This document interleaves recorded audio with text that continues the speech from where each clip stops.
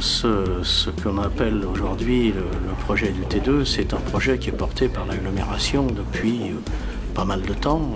Et c'est un projet récurrent qui nous amène maintenant, je dirais, à lancer ce débat dans la population et de mobiliser, faire bouger un petit peu les pouvoirs publics sur ce point.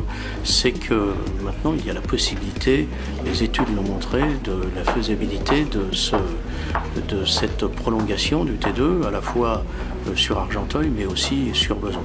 Donc quand on sait l'attractivité, quand on connaît également les retentissements qu'il y a sur le développement économique par cette offre de transport, il y a évidemment pour une agglomération, pour un territoire comme le nôtre, la nécessité d'agir, de se mobiliser pour que ce dossier s'accélère.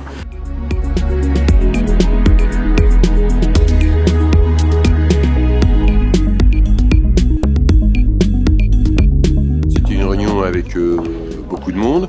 Une réunion studieuse avec des questions y compris assez techniques. J'ai cru voir que les personnes présentes ont été surpris du nombre de passagers, de voyageurs à la gare, dans les gares d'Argenteuil, ferroviaires et routières, de l'intérêt pour le développement économique sur le projet du T2, pas simplement les habitants, mais l'intérêt pour le développement économique autour de la prolongation du T2. Donc je pense que c'est une bonne réunion de mobilisation, beaucoup de pétitions signées pour les dynamiques, des demandes qu'on poursuive l'action, notamment à travers une pétition en ligne, sur Facebook, etc. Donc on sent un intérêt et une bonne compréhension. Donc franchement c'était intéressant. Je pense aussi que de voir ensemble Dominique Lespard, Philippe Doucet porter à travers l'agglomération ce projet de territoire, finalement d'être dans le positif, pas dans les polémiques, mais dans le positif pour que nos deux villes avancent, eh bien c'était une très bonne chose. On a aussi entendu beaucoup de scepticisme, pour pas dire plus, sur l'intérêt pour Argenteuil de rejoindre plutôt Courbevoie, alors que tout le monde comprend bien que la partie se joue avec l'agglomération.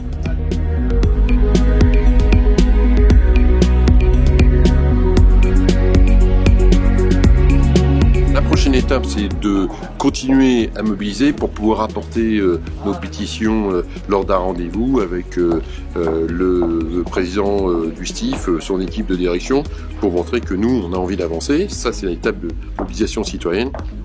Et puis on va avancer pour que l'étude technique puisse démarrer, pour qu'on puisse voir concrètement où est-ce que cette problématique de transport en commun pourrait passer entre le pont de Besançon et la gare d'Argenteuil, Michel Carré, Henri Barbus, boulevard Héloïse, par où ça peut passer. Donc ça c'est l'enjeu, il faut que maintenant, comme on dit, on crante, c'est-à-dire que vraiment cette étude puisse démarrer.